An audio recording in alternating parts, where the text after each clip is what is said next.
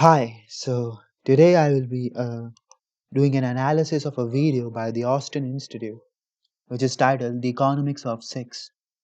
The Austin Institute seems like a conservative leaning institute, which has social science researchers which research about things related to family and culture. The reason why this video is important because it was being shared by traditionalists as a guide for Western traditionalism. This video is also interesting because it presents a different view of gender relations and seems to contradict few of the claims that the other side in the right wing makes. As such, it is important to analyze this video to see where this video hits and what this video misses. So let's watch this video and try to see what information we can gain from the perspective of the people behind this video and whether it is of any use to us or not. So let's watch this video.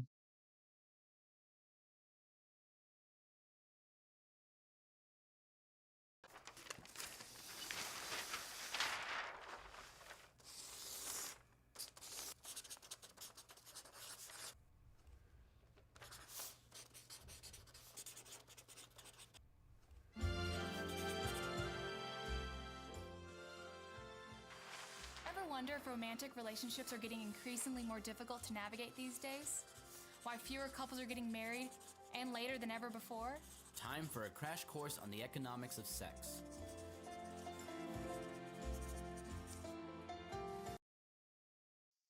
Right off the bat, you can see that this video talks about the couples. So you would assume by the title and what was said in the introduction that the video would talk about both men and women in sort of an equal way. But what this video actually is that it is a general instruction to women. It is all about what women can do in this current scenario and how uh, the things like contraceptive pills have affected them and affected their value in the sexual marketplace. So it is interesting right from the start. This is the reason why a separate group which stood for males and provided males a separate arena to discuss these issues without the baggage of traditionalism was important, and MGTOW fulfilled that role. While the MGTOW may not exactly be the right that you are looking for, traditionalism isn't either, and you will know that if you watch this video with me and remember in your mind what your perception of right wing is. So let's go further.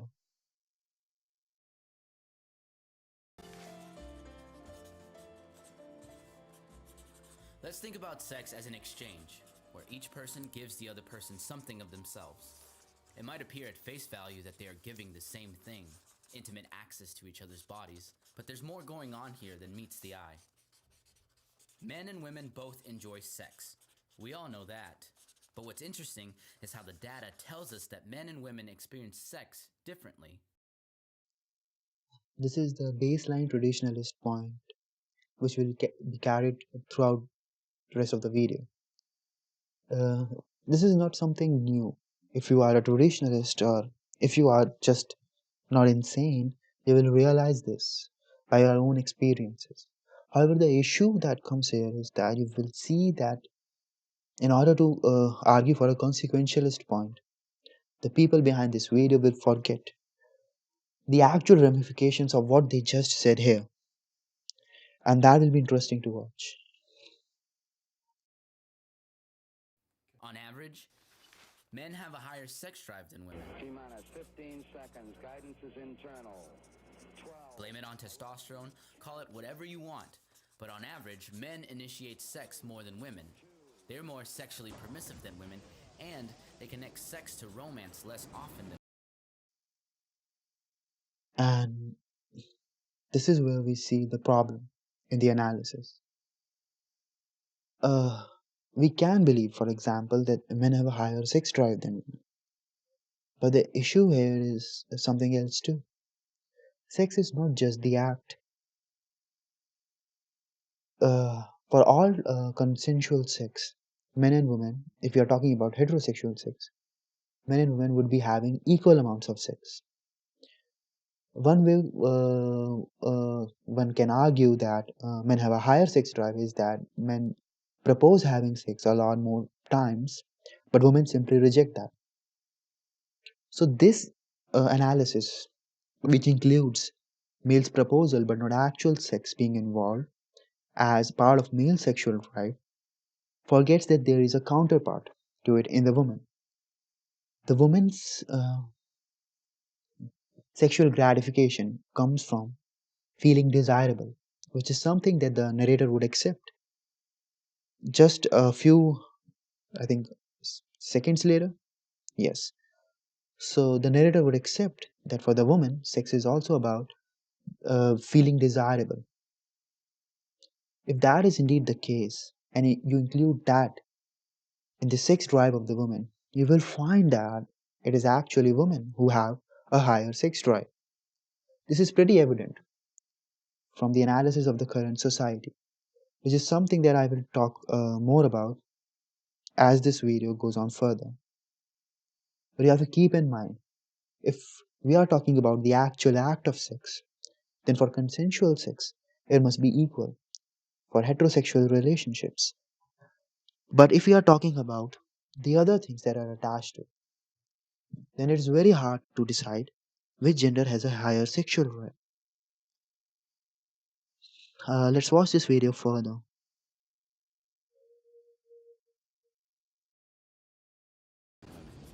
Nobody's saying this is the way it ought to be. It's just the way it is. Women, on the other hand, are likely to have sex for reasons beyond just simple pleasure. Her motivations for sex often include expressing and receiving love, strengthening commitment, affirming desirability, and relationship security. So, firstly, again, the problem here is that uh, affirming desirability, feeling loved, uh, and security in the relationship are all things that lead to pleasure. So, for women, the sex is also about pleasure. However, the pleasure is expressed in a different way. But here, you just saw that the narrators agreed that uh, desirability, affirmation of desirability, is pretty important for women.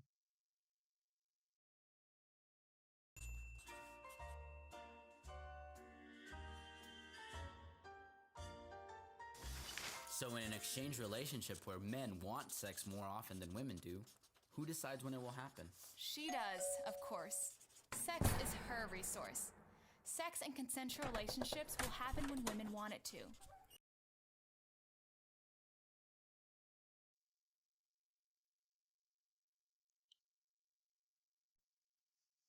This is a very interesting point, and the reason why it is interesting is just think about it. If it is true that women are the gatekeepers of sex, and in all consensual relationships, the amount of time the sex happens and what type of sex happens is something that is determined by the woman, then it must follow that the sexual degeneracy that one may observe in the society must be the fall of the woman. It cannot be the fall of the man. Remember, the feelings and the thoughts in mind could be the fall of the man, but the actual action in all consensual relationships cannot be the fall of the man because women are the gatekeepers of the sex. If there's something that has changed, which has led to increased instances of sexual degeneracy in our environment, it must be because of change in how the women behave, not how the men behave, because the men do not decide that thing. If the men were, however, to decide that thing, then it would be men's fault. The narrators do not understand the social ramifications of what they just said and how it actually plays quite rightly into the hands of MGTOWs or men centric movements because that is the point that they have been making. But let's watch further. decide to begin a sexual relationship? Pricing. Women have something of value that men want. Badly. Something men are actually willing to sacrifice for. So how much does sex cost for men? It might cost them nothing but a few drinks and compliments. Or a month of dates and respectful attention. Or all the way up to a lifetime promise to share all of his affections, wealth, and earnings with her. No better place to go to traditionalists to understand that marriage is actually kind of like prostitution. This is the thing that the Veda will maintain all over its entirety. It will explain to women how they can get a better deal out of men. Remember, this in a time where men are in such a position that they are facing great odds with regards to employment, where the young people do not have jobs or jobs that were as good, where men are basically failing at every level. This video is intended so that the woman can gain maximum resources out of men for a thing like sex. Let's watch further. Exclusively. The price varies widely. But if women are the gatekeepers, why don't very many women charge more, so to speak? Because pricing is not Uh, yeah, I mean, oh, violent women crony capitalists. entirely up to women. The market value of sex is part of a social system of exchange, an economy, if you will, wherein men and women learn from each other And from others. what they ought to expect from each other sexually. So sex is not entirely a private matter between two consenting adults. Think of it as basic. Supply and demand. When supplies are high, prices drop. Since people won't pay more for something that's easy to find. But if it's hard to find, people will pay a premium. And the same rings true with sex. Men know that sex is cheap these days, if they know where to look. So how did we get here? How did the market value of sex decline so drastically? Economists often speak of technological shocks that dramatically alter markets. Take pesticides, for example. Pesticides revolutionized agriculture, enabling its mass production on a level unparalleled in the history of human civilization. Lawns became greener, produce became better, and widely available with a marvelous variety. We eat like kings now, and the market has changed forever. Here's another example. Artificial hormonal contraception, or the pill, allowed men and women to have sex while avoiding pregnancy. This was a technological shock that forever altered the mating market by profoundly lowering the cost of sex. It didn't change overnight, but the effects have been, one might say, revolutionary. Before contraception, sex before marriage took place during the search for a mate, someone to marry. Sex didn't necessarily mean marriage, but serious commitment was commonly a requirement for sex. Sex was oriented towards marriage. Don't believe people who say your great-grandparents were secretly as casual about sex as your friends are. They weren't, because to mess around with sex eventually meant, well, becoming parents. Remember the example of pesticides? It turns out that they had unforeseen effects that are wreaking havoc on the environment and weakening the natural ecological systems that we depend on. Scientists believe that because of pesticides, the bee population is dropping at an alarming rate. 1/3 of all the food we eat depends on those bees for pollination. And that's just one example. It is now feared that the overuse of pesticides is throwing ecology as we know it into disarray. While the original purpose of the pill was to prevent pregnancy, the data reveals an It's kind of boring at this point. unanticipated side effect. The pill threw the mating market into disarray. Having sex and thinking about marriage have now become two quite different things. We now have a split mating market, One corner where people are largely interested in sex, and one corner where people are largely pursuing marriage, and there are more men looking for sex than women. and more women looking to marry than men. The The language of online dating reinforces the reality of this split mating market.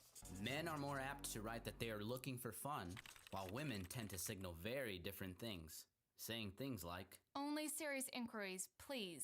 or, Not into games. Yeah, that's what Wall does to you. So this split mating market poses a particular problem for women.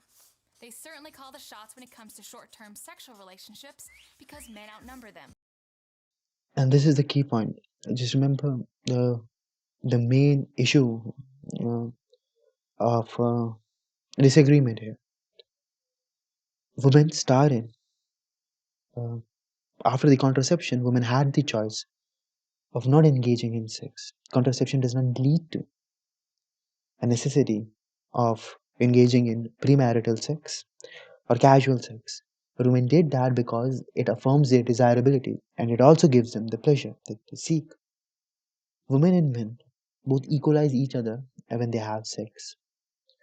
Women also want, however, the resources because women are getting those resources from the government.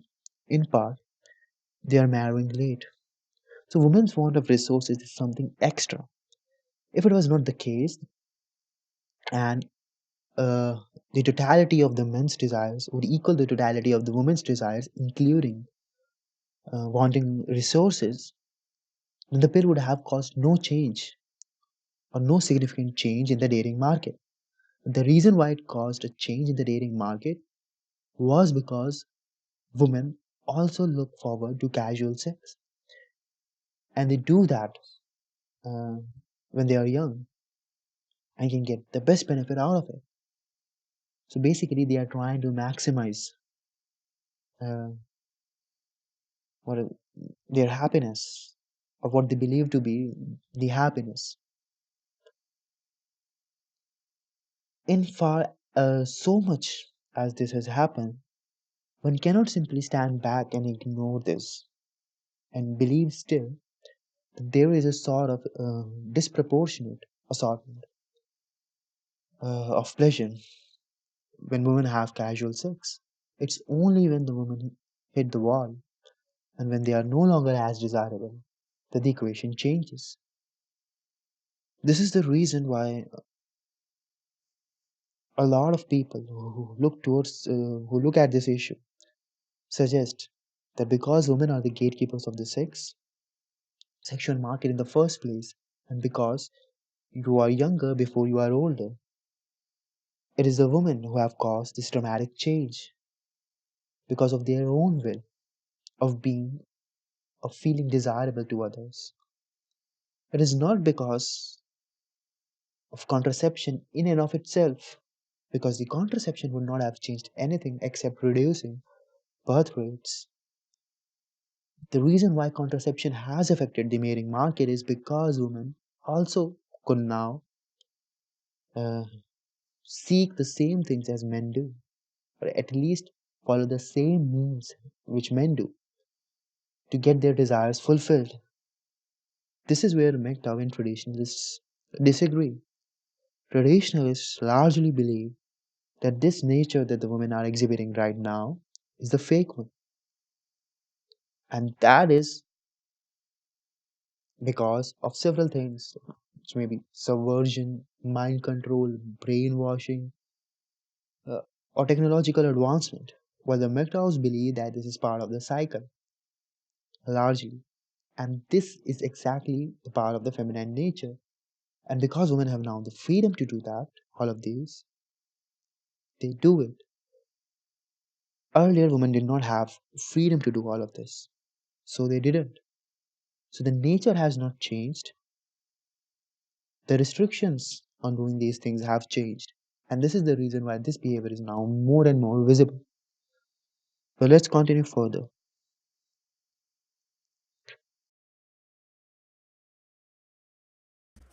This enables women to be more selective in the short term.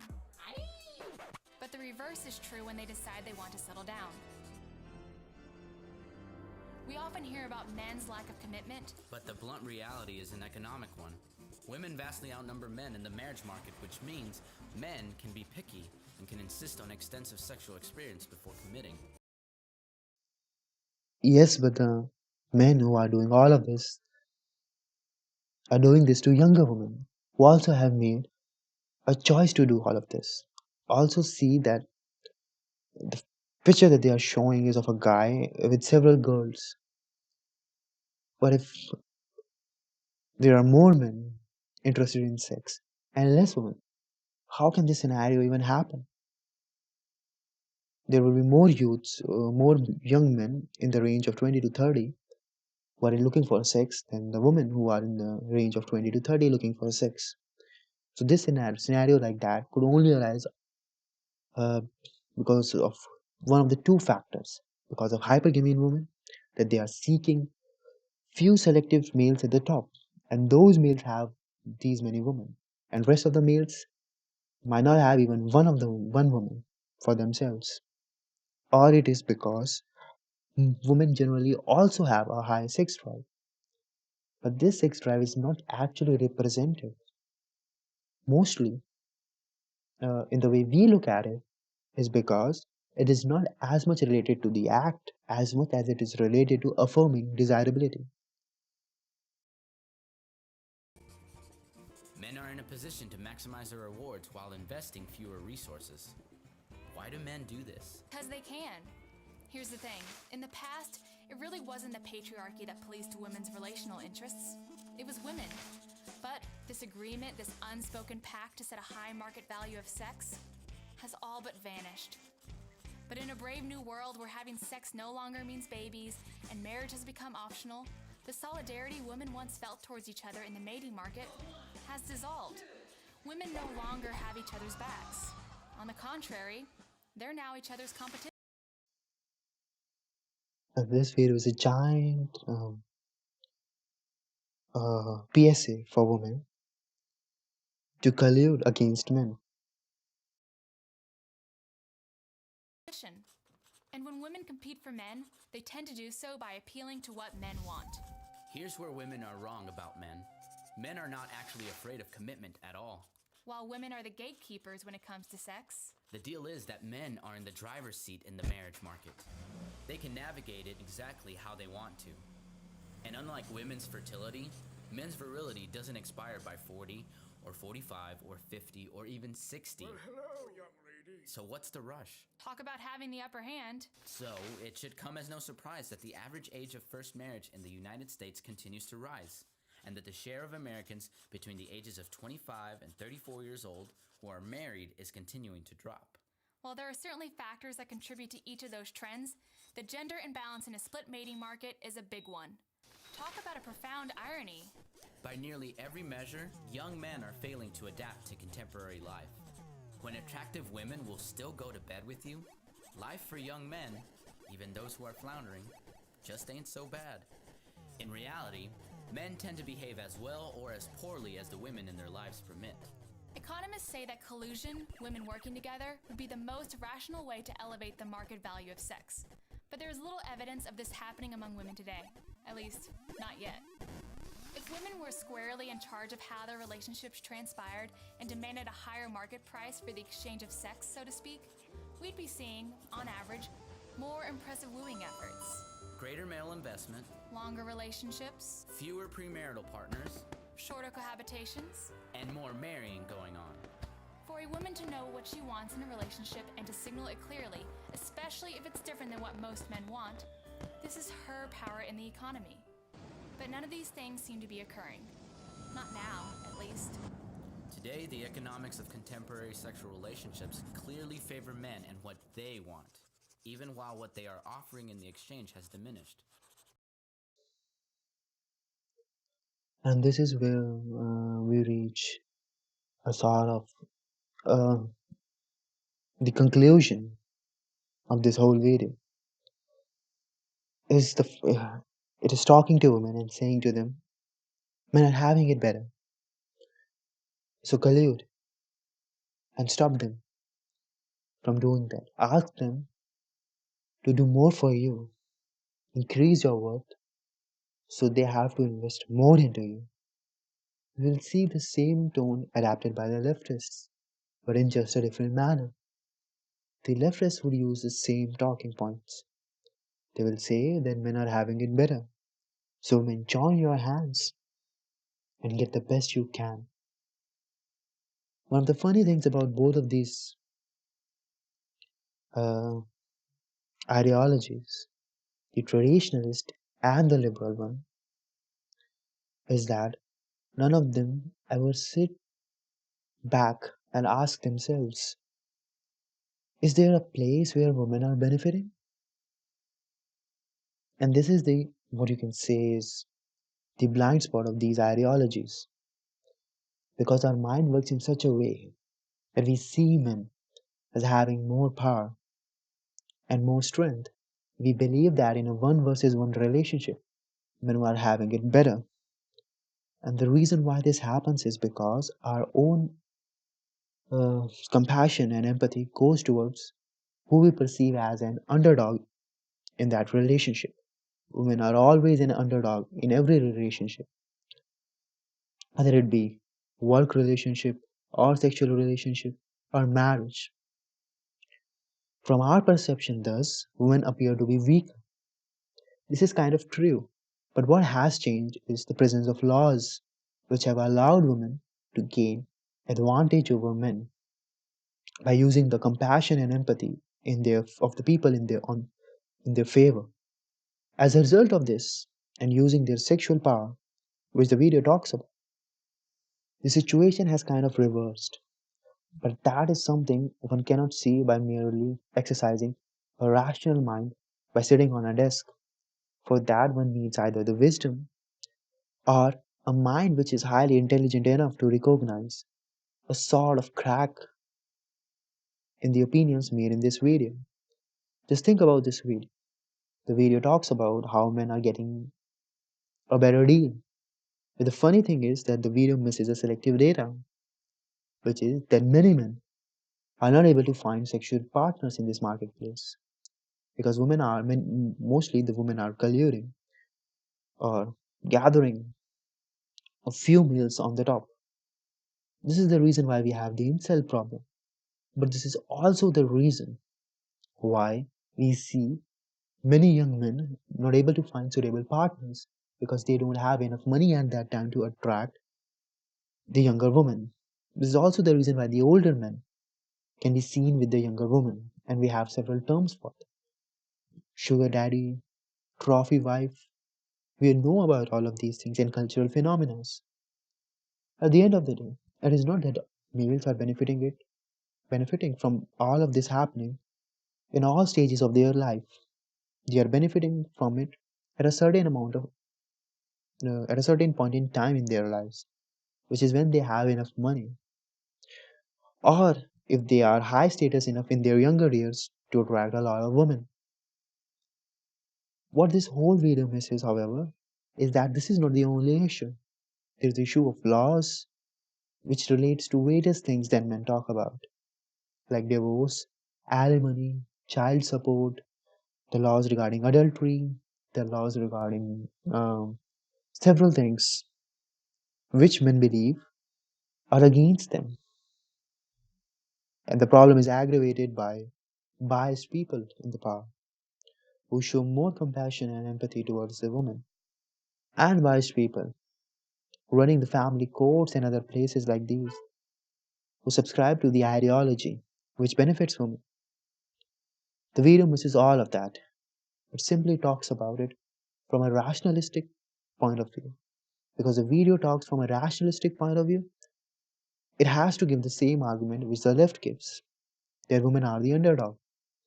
And the natural response to that is women must join hands together because there is power in unity and demand greater benefit. All of this shows why the societies fail essentially.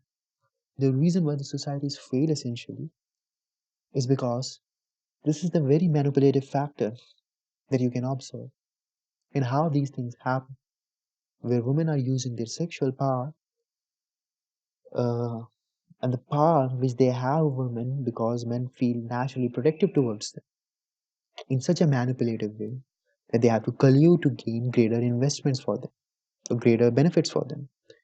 While men are fighting all of this individually. If you look at it from a certain point of view, this is the most accurate representation of the individual versus the collective. And the reason why all of this happens is because once a society is formed, the way people preserve that society is by offering the people who cry about most of the things to give them all sort of things so that they remain in the society and do not leave that society. The leftists have a different way of keeping the women in the society, and the right wing has a different way. The funny thing, however, is that if the women walk away from the society, there's actually no loss at all because women also have sexual desires. So, firstly, they will never be able to leave the society. But even if they do, they will just die. They will not be able to create a society which is self sustaining and successful. They also need men for creating a well ordered structure. But the third thing that is the most important, which actually keeps the society together, even if the right wing movement and the left wing movement are not present, is just the fact that men are able to find a way in all these situations. They must traverse it, and they have to, and it involves a lot of sacrifice. But they do it in the end anyway because they don't have any other option. All of this talks about a certain way of looking at the society. The society's way of looking into things is always from the point of view of the weak, not from the point of view of strong. This is the reason why the strong people must maintain their power, because they will never be granted compassion and empathy by the larger amount of masses, because the masses will always see themselves in a weaker position to the elites. Thus, the fight between the elites and the masses is not just a fight between a sort of one group and a sort of other group, with both groups having different aims, but it is the fight between the masculine versus the feminine. And this is the fight that plays out in the society in a real time, where you see the people trying to increase their value by adopting various sort of techniques in order to benefit themselves or at least save themselves from any fallout which may happen uh, in this relationship, which is very crucial or has been made crucial from the biological point of view, so that the nature can pass off genes of humankind from one generation to the other. And it's all thanks to Supply demand. and the long reach of a remarkable little pill. Brought to you by the Austin Institute for the Study of Family and Culture.